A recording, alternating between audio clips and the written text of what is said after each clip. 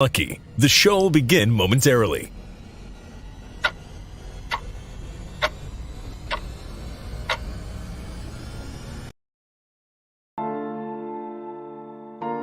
But why, some say, the moon? Why choose this as our goal? And they may well ask, why climb the highest mountain? Why, 35 years ago, fly the Atlantic? We choose to go to the moon. We choose to go to the moon in this decade and do the other thing. Not because they are easy, but because they are hard. Because that goal will serve to organize and measure the best of our energies and skills. Because that challenge is one that we're willing to accept, one we are unwilling to postpone, and one we intend to win. We choose to go to the moon. Hello, everyone. Welcome to Super Happy Dragon Lucky. This is episode 0x92. It's the 148th episode. We're nearing the 3-year mark. Just keep note of that. Maybe a month or two, something like that. Reminder: nothing on this show is ever financial advice.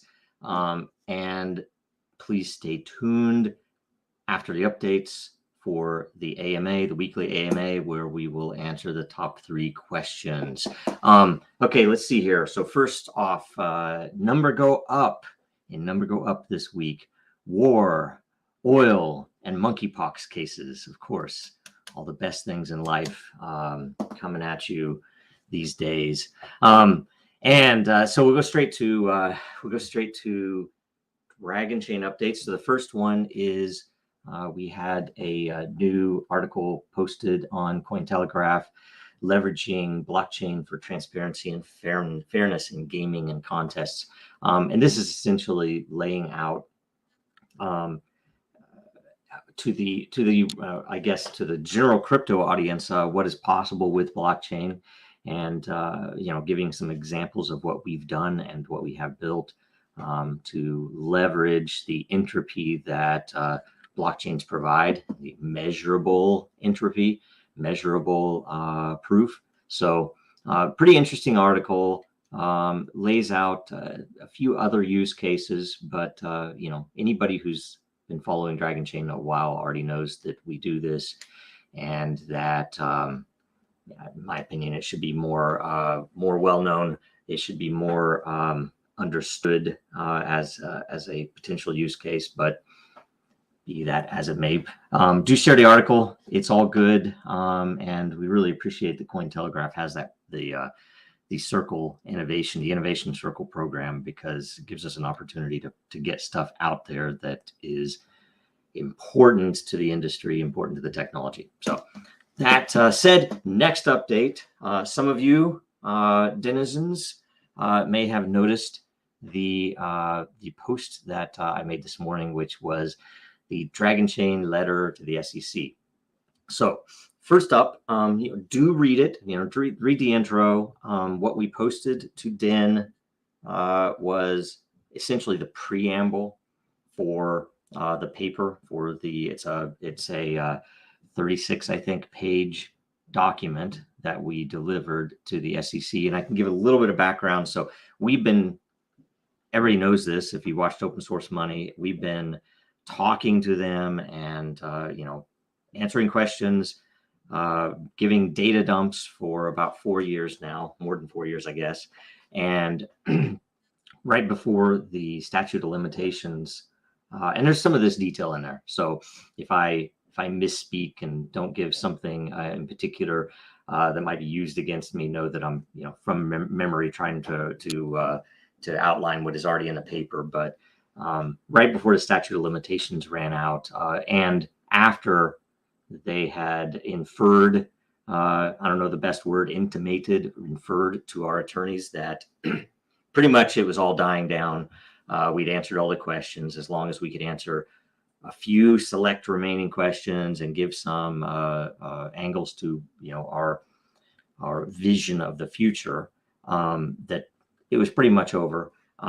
which was happy but not final. And then they come in with notify us that they are going to recommend to the commissioners to vote to charge us with sale of unregistered securities in 2017. So this is, we are afforded a response to them, no more than 10 minutes in video, which we didn't choose to do, or 40 pages in writing.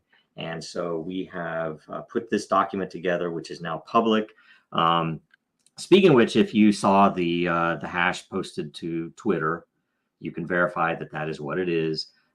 Just a notification that something went on chain that might be published later or usable later. Particularly valuable use case there. I think that Eternal post already has 120 something million dollars worth of security applied to, so that's good. So everybody needs to know that we're confident in this approach. In fact, I was hoping that either they would drop the matter a long time ago, or that we would have been given the chance to present this case, because although I don't want to talk about any details that we had ever gone over or discussed with our attorneys, because you're not supposed to, I guess. But we had typically offered arguments to our attorneys, explaining them as best we could as engineers for the reasons that we don't think that the Dragon token could have possibly been a security, or, obviously the intention wasn't, but that's not necessarily the determination or determining factor. But we had given a lot of arguments that never made it past our attorneys. And you could weigh that up to whether it really is a racket, and it is, or was it just that they didn't understand it enough, or that it was maybe impolite to bring in some of those arguments. So one way or another, this is the first opportunity, you guys are seeing it publicly, to actually address these concerns and to actually put the arguments down in black and white in a way that, I'm not an attorney, so they're not perfect legal arguments. They are, the attempt is for a logical representation of our position and the arguments related to whether the Dragon tokenized micro license is or should be considered a security. And I'm confident if they took us to trial, even without an attorney, that we would be good to go, because there's some of the points that are made that, beyond even the constitutional arguments, that are very directly obvious to anyone who doesn't have a skewed view of this, that or who doesn't live in the security space. And if you have a hammer, everything looks like a nail is pretty much the approach that they take, and that's even the attorneys involved. And there's a whole shuffling, and you can watch the Ripple case to know a lot of this, but there is a lot of shuffling between SEC investigators, SEC staff, and major law firms. That essentially the staff wants to get a big win, either a big named crypto company or something that makes the news, or from a source that has a newsworthy name or brand. And the game, and we've been told this by the attorneys, even the game is that they have to make a name. They have to put some cases under their belt, and then they get hired for the big money by one of the big firms. And then that person acts as a lobby for whoever is paying the big firm to do whatever they do. And we never really had enough standing, or frankly enough friends in big places to really have any leverage in that world. So we were always just kind of, hey, try to stay under the radar, answer the questions, do what they want, but be firm in response that this is software. I'm an engineer. I'm not a former Goldman Sachs officer. So anyway, please read it. please share it. We will post a link so that you can contact your representative and hopefully share it. So if someone represents you in at the national level in the House or Senate, it would be amazing if you could send it to them with a little note, if it makes sense, that this is something that Congress really needs to act on. We've been saying this, and we've been, I personally have been retweeting and supporting as much as possible library, because I think their case is good, and it looks obviously like an attack on a legitimate YouTube competitor there. And then Ripple, and there's some very interesting things with relationships between SEC commissioners, staff, and others at Ethereum related entities. So there's a lot of stuff that's probably not good that has happened, but frankly, they could have fixed all that with some very clear rules and with an approach that would have considered what this technology is. Because frankly, I don't think the SEC should be regulating software, and I don't think anybody else believes that either. So anyway, please read it. It's on Den, and I guess we can look through we'll go through a quick overview. So preamble, which is what's posted to Den, signed, table of contents. So you can click anywhere you want in there. So we review the technology, talk about the scalability. Here, I'll make this screen a little bigger so I can read it. Talk about the fees, so technical and the fee or economic scalability of the chain. Very important. Talk about the security features and why Dragonchain exists, right? Some of the things that you guys all know about, level 1, level 2, 3, 4, 5. We kind of give a high level what these various business contexts are and why it matters, and how this is nothing to do yet with anything to financial security. Not talking about yields or loans or anything else. And then we talk about measurable security, which is a novel feature that was introduced to the world by Dragonchain. It was introduced way back when I was at Disney. I first brought this up to W3C, and it perplexed a lot of people. But it's something very novel, something that should be important to people, especially in the blockchain world. We talk about decentralization and privacy, and how Dragonchain offers a unique approach to decentralization, where you can choose what part of your data is decentralized in the protocol itself.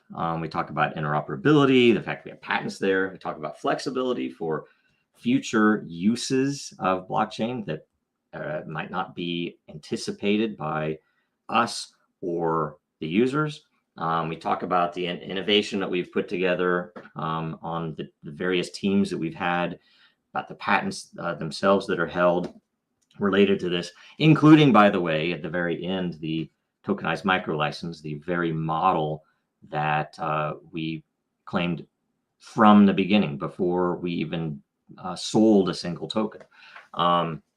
Okay, then let's see here. Then we go through the use cases so that they understand this isn't just about some narrow interpretation where the banks should be using this, right? But beyond that, keep going down. Let's see.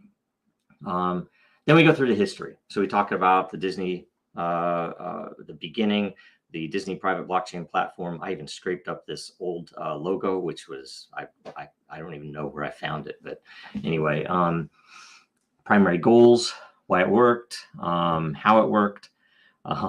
Then we get into the actual release, and what here are all the steps required for release. And if anybody thinks that Disney Legal would have ever let us release the product without a working platform, crazy, because we had to do a tremendous amount of work to get this vetted by all the proper people inside the company.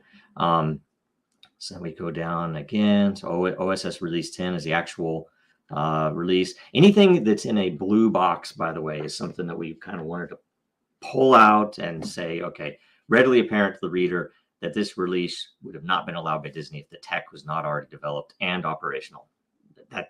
That was built into the definition to their process. Then we go to the foundation, chartered by Disney. Then we go into Dragonchain Inc. And what we did, we go into the token sale itself. I guess the patent first of the tokenized micro license. It was a provisional patent at the time, granted later. After the sale, in fact, it was granted. Sale of tokenized micro licenses. Talk about the model itself and why it was important. There are even some arguments in there that it was impossible to have an expectation of profit because this is the only time the Dragonchain ever sold tokens, and that during that period, everyone got the same price. And a step further, would no one have independently listed the Dragon? And this is one of the primary reasons for that legal guidance, that we do not solicit exchanges, and Dragonchain does not solicit nor pay or any other form of listing the token anywhere, nor have we ever. That people have done that independently. Both the original within, it was nearly immediate after the token was first released, that someone, I don't know who even, put it on Ether Delta, and that was not us. And so any value attained from that was from independent parties on the outside. So there's that. Let's see here. I keep going down. There are a bunch of really good arguments at the end. We talk about DDSS, talk about time, and the related patent and what it has to do with scalability. Then we go into the scalability demo. Another ping on high level of patents in the history. Then we go into the launches. We talk about multiple of the products that we know about, that we had some either information about or participated in any way. Sometimes people would come to us and ask us many questions. There are a few projects that aren't announced yet that are in there too. Community communications and transparency. We list a lot of those Den posts. And then we hit the SEC letter itself. And, I will say, by the way, this is 36 pages. They gave us a 2-week extension, but it was after we couldn't access the document for a couple of weeks. So they didn't give us much time, really. I can't really complain, but I'm going to complain a little bit that they should have given us more time. But being as it is, we're not lawyers. We just made the best descriptions and best arguments we could. So next we hit decentralization. And here's a clear point that I know that was never communicated through, that, how do I say this? When we get into decentralization, that the Dragon token is literally an ERC20 on top of Ethereum that we have no control of. It is immutable. We can't change it.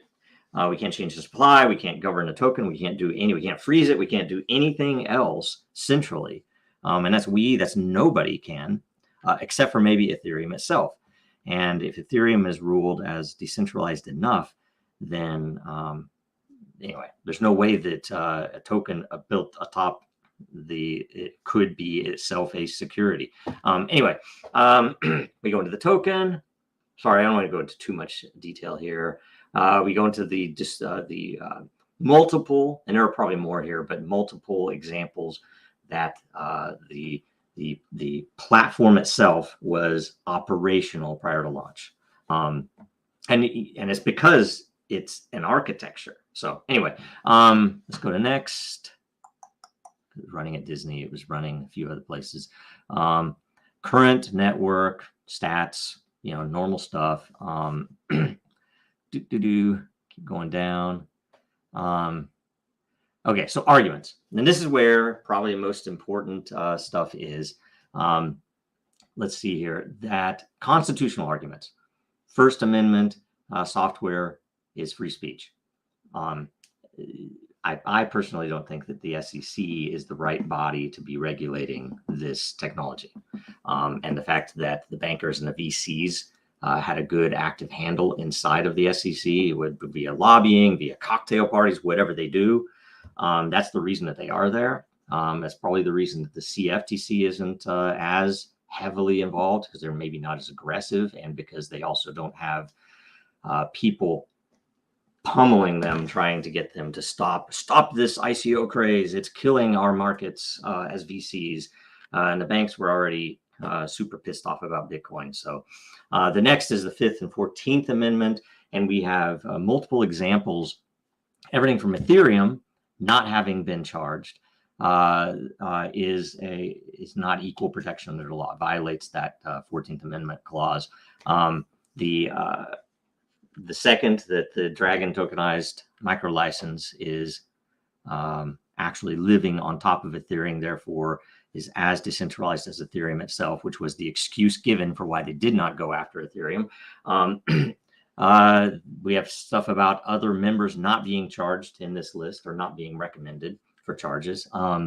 We have examples of video game pre-sales, comic books, trading cards, literally anything out there that might have some scarcity. Tickle Me Elmo.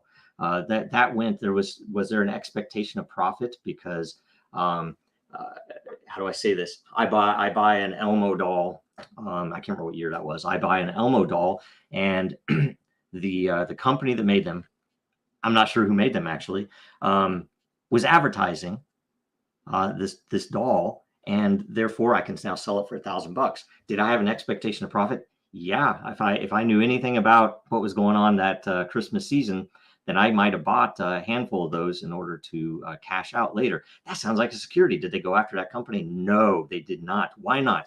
Because it wasn't crypto, because the VCs maybe didn't care, maybe because the right money was behind that product, and therefore it wasn't, there was no threat.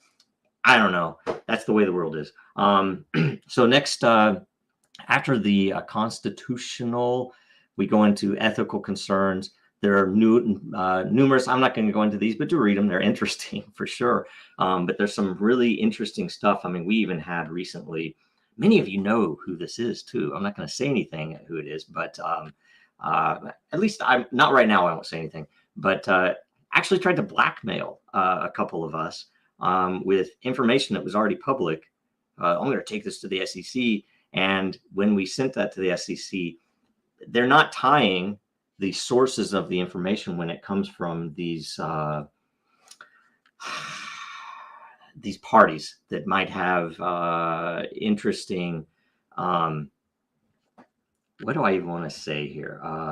They have other reasons that they're reporting us or have reported us, and that information is never tied to the actual evidence. So when it goes to the commissioners, or when it goes anywhere else, it would be up to us to figure out who that was, and if there was some illegitimate reason that they reported it.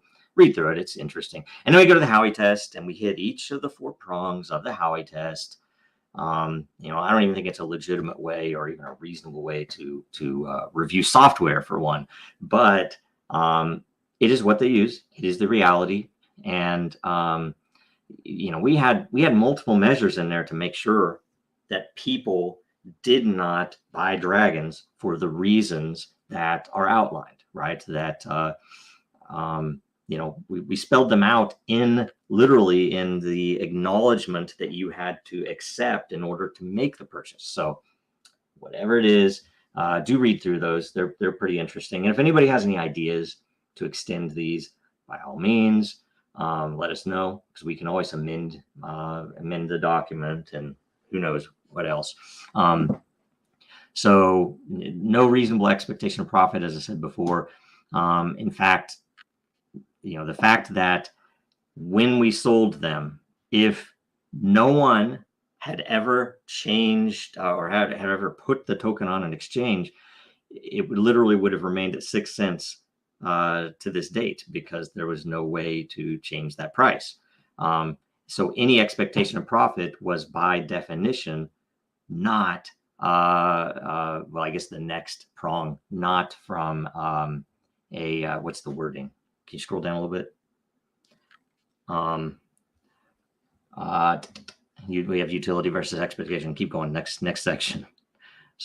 derived from the efforts of others. So anybody who bought them would not have expected us who sold them to make that listing, and therefore to make it worth more than it is in the boom and bust cycle of 2017 and 2018. So anyway, I think we have a few other arguments below after the Howey test stuff that is, mostly on how we communicated, how we currently communicate. And you guys all know that, and a lot of you complain about that. But that is literally why we have to do this crap, and why we can't act like all the other guys. How do they get away with it? No idea, right? I have no idea how they do it. And except for, whose money is behind them. How do some of these projects with questionable algorithmic stable token pegs get billions of dollars to bear so they can support that market? Where'd that money come from? Anyway, next we talk about distribution. It's still operational. Decentralization is another argument. And I think we're getting close. Speaking specifically about the mission of the SEC, about some of what they have actually told projects like us to do, and the how meaningful that was. We did everything we could do. We did everything that was available to us to do, and that we were advised to do by attorneys. So, and I think it's, by the way, held out. I think that our guidance is the one thing that even our own attorneys, even when they were, being devil's advocate, if you could call it that, couldn't cut through. So I think it's pretty solid what we're doing. And is that the end? I think that's the end. We haven't had timely and truthful disclosure, that's for sure. So anyway, and I think that's it. So please read it in full. There's a lot of info in there, obviously, and I think a lot of stuff that I would really like you to understand. And if you can ask any questions, do please read it, because there's so much there that is important to the question. So anyway, next. Let's go to Den.Social updates. All right. So LCP, layer creation process, May 2022. LCP layers are now live. The top unique voter was India with 2.1 million lore, 75 unique voters, proposed by VKB in January. The number 3 by lore was Japan with 2.2 million and 52 unique voters, proposed by Yumdragam in October of 21. And the 5th was the GNU Linux layer with 1.6 million lore and 32 unique voters, proposed by Distant in January. There will also be one layer that's using the, we need a name for this, but using the runners up option. I guess it's not the runners up, it's the greater than 8 option, where there were more than 8 unique voters. There were 14 unique voters for the how-to/tutorials layer, proposed by MB Crypto in April, not that long ago. And that was created as well. It has 93,000 lore. That's all it has. That's pretty crazy. I hope I got some of that. I don't know if I did. Next, let's see here. A mention in the community. Oh, I did. So I did. Good. I probably didn't get as much as I wanted, though. But next, let's see here. There was a post where they had a video review of multiple, what would you want to say, multiple social platforms as potential alternatives for Discord. I've never really liked Discord. I'm kind of used to it, but I don't really like it. My kids use it, but I don't like it too much. But really good info. She was using in the review some stuff that might have even been slightly out of date. And there were actually some things that she mentioned that we have answered. So we're going to try to reach out to her, because it was actually a really well researched review. And I only got to watch part of it so far, so I'm going to try to watch especially of the other platforms too. So that'll be there. Check that out, share it. I think we are at the I can't remember what mark. We'll write it in there, but it is indexed in YouTube, so you can skip straight to the Den section. Watch also for an interview that I just did with Around the Coin. Is actually really is Mike Townsend, really nice guy, and I think probably a pretty good interview. Hopefully, I didn't try to get into too much detail or anything, but it was very focused on the business and the capabilities and what we're trying to do, right? So do watch that. And that was actually maybe it should have been a Dragonchain update. That was actually mostly about Dragonchain. There was a little bit about Den and behavior systems in it, but it was definitely worth watching. And he told me it should probably be sometime next week. So we'll share it further when it happens. Tune in tomorrow for Coffee with Den. Always a good show at 9 a.m. Eastern and 6 a.m. Pacific. Then the Denda meeting is Thursday at noon Pacific, 3 Eastern, 7 p.m. UTC. See the post in the Denda there for the agenda and a link to join live. You're welcome to join in and cover anything regarding Den. It's a meeting. It's not a show, so don't be shy. I mean, you can come on. If you don't want to put your camera on, that's fine. And more than anything, we're wanting to be to make it open for anyone to offer up ideas, to complain, to try to troll us in real life. None of them ever do. None of the trolls ever show up for real. That's something they only do behind the keyboard. But that's a challenge. You're welcome to come on. Okay, so that's all the Den updates. Next, we go to World Blockchain Roundtable update, episode 53. So we have completed the first year of the World Blockchain Roundtable. So the topic, and we should, what we should probably do, we should probably summarize how many total lots have been created, and how many people are in the layer, right? That'd be pretty good. So the topic for episode 53 this Thursday is host's choice. I don't think we know exactly how it'll work. My assumption is that, and I think I'm going to make a proposal for the next set next month, but that I guess I don't know how they're going to handle it. I'm going to let them handle it how they want to handle it. We'll see. Next, watch and share last week's Web3 Culture Wars episode 52. The more views it gets the first week, the more lot all of those participants, both the people asking the questions and the hosts, will get.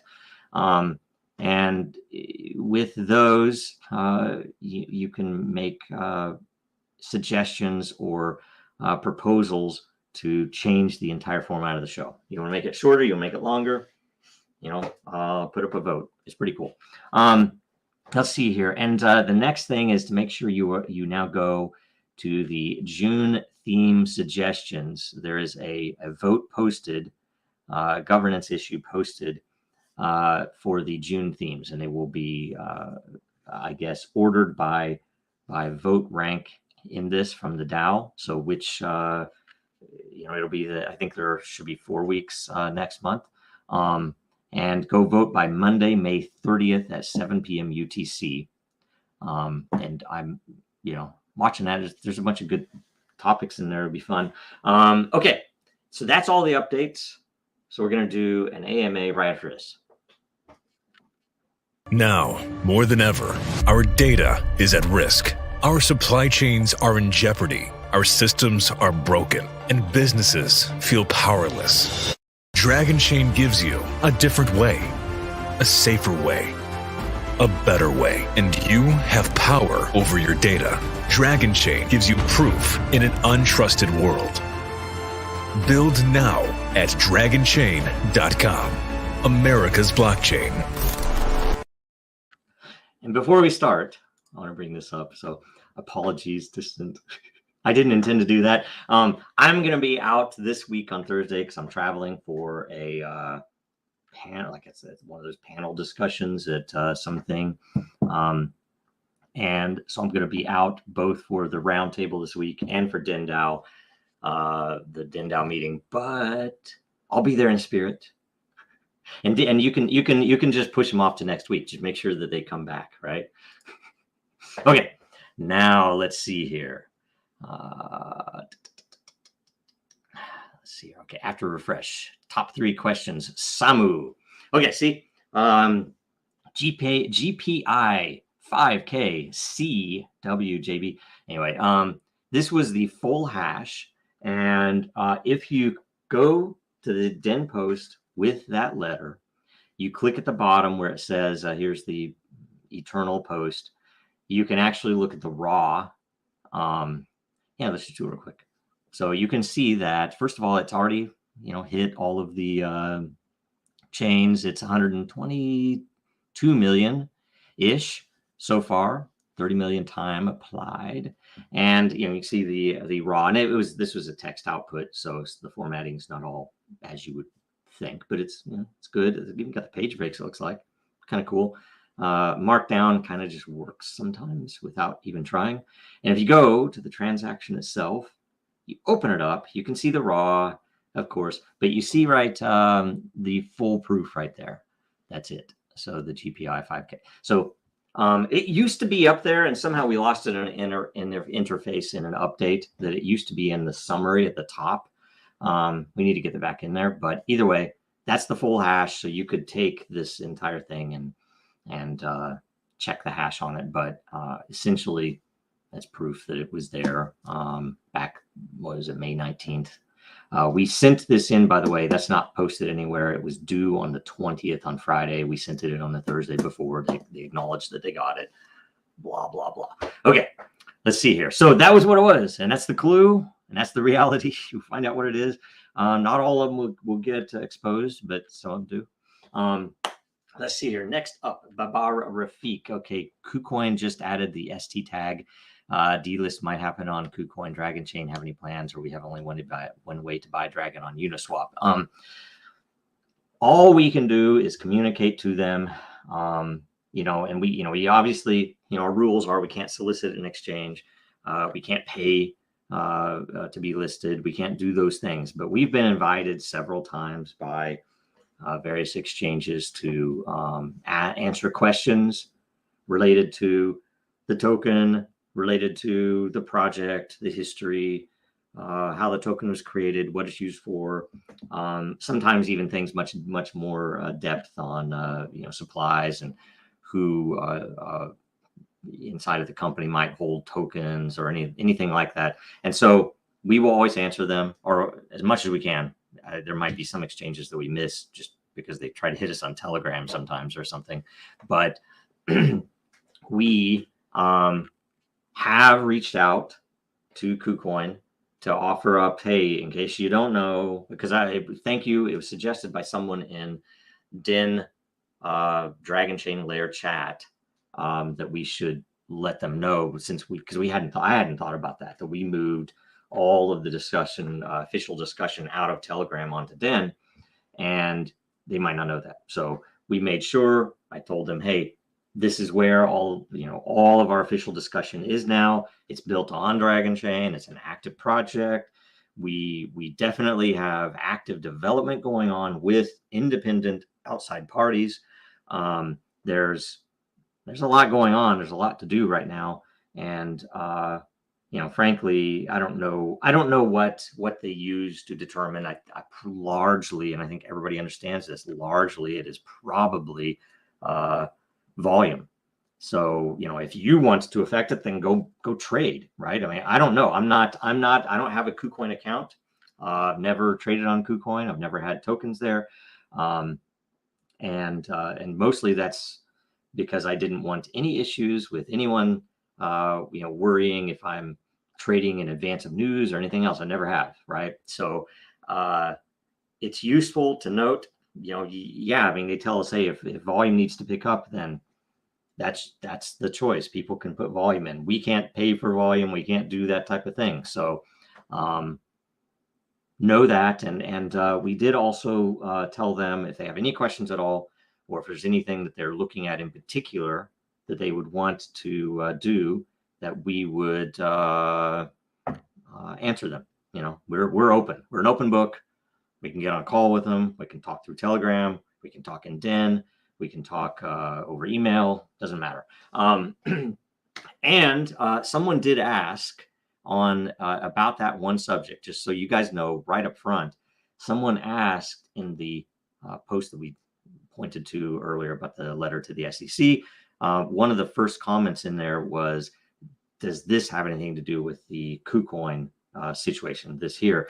And as far as I know, it does not. There would have been no way that, in my opinion, unless something is truly rotten in Denmark, that there's no way that they would have known that the SEC had sent us that letter, or that we were working on a response. So I still believe that the reason that KuCoin has put that tag on it is because of low volume, which we have experienced in the past multiple times. In fact, even with KuCoin having said that we might have to delist in the past, and we always answer the questions, and it never has happened.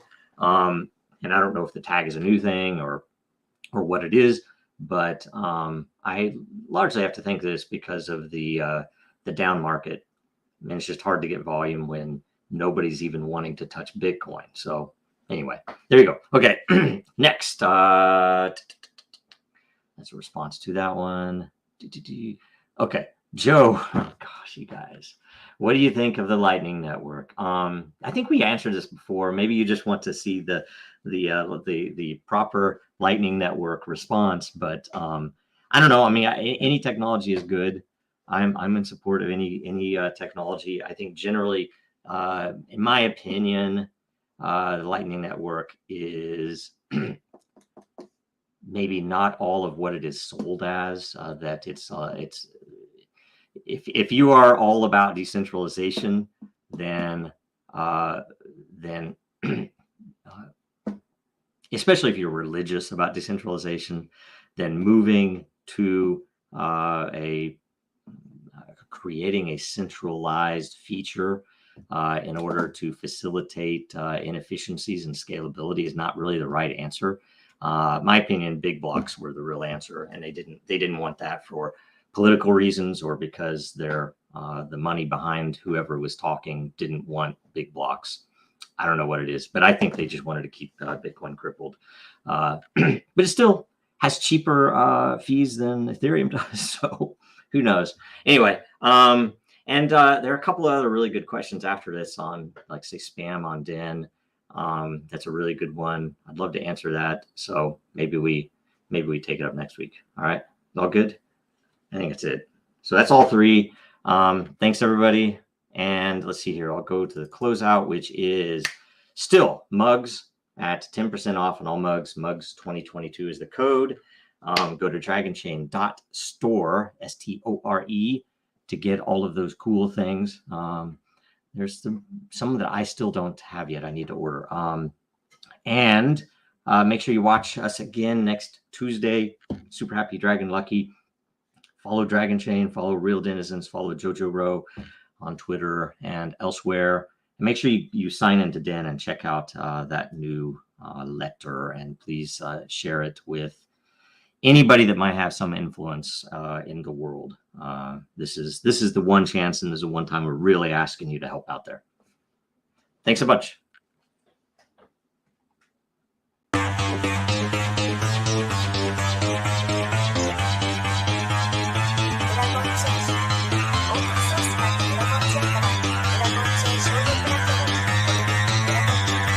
Because that goal will serve to organize and measure the best. Adaptable, all capital, label radical yet rational. Adaptable approach is palpable if this animal is fallible, but that conclusion is laughable. So with for all detachable from the mandible, you see it now.